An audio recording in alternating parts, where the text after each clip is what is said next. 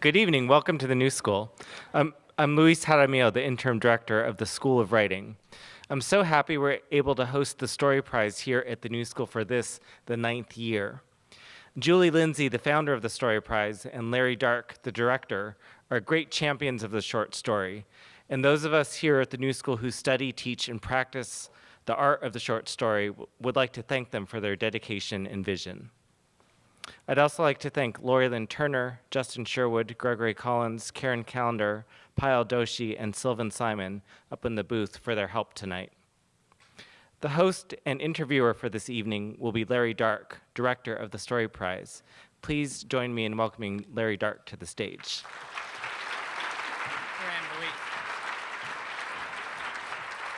Thank you.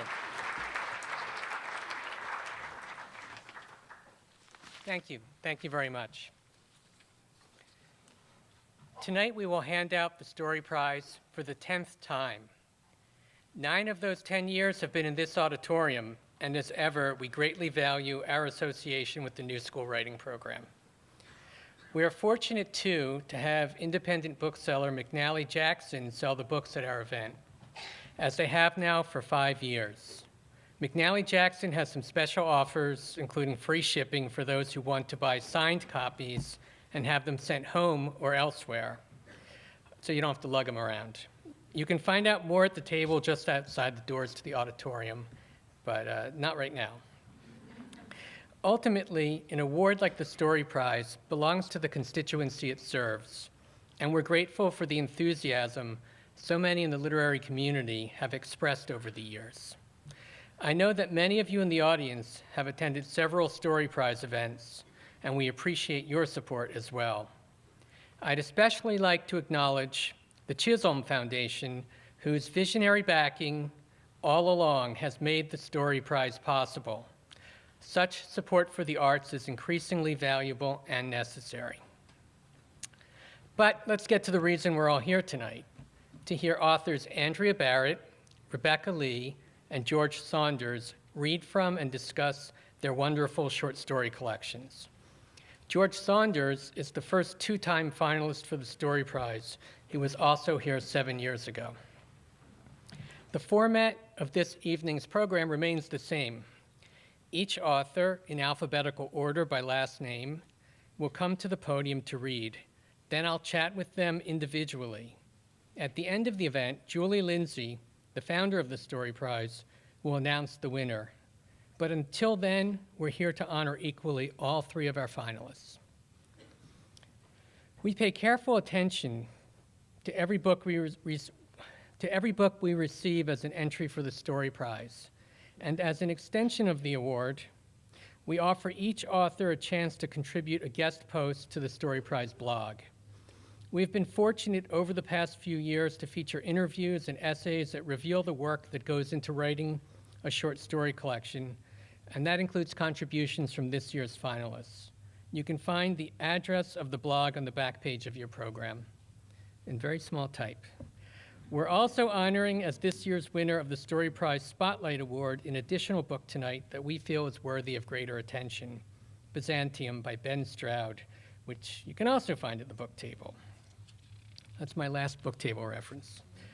Considering the many excellent books we read in 2013, it was difficult, as it usually is, for Julie and me to narrow the list down to just 3 books.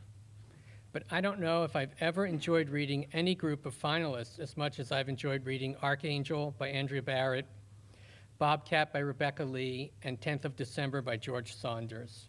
We're especially thrilled to have these 3 books, in particular, as our 10th set of finalists, because they remind us of the potential short story collections have to provide pure pleasure and illuminate experience.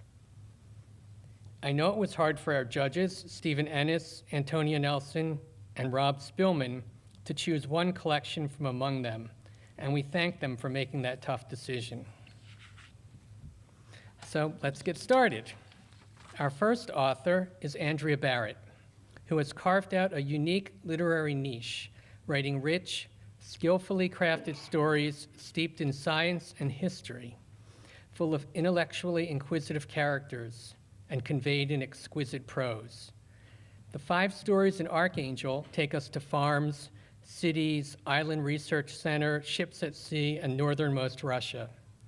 They feature interrelated characters and take place between the years 1873 and 1939, an exciting time in science during which the theories of evolution and relativity emerged and gained acceptance, despite resistance. There's still resistance. And fields such as aviation, genetics, and radiology came into their own. I'm pleased to welcome to the stage the author of Archangel, Andrea Barrett.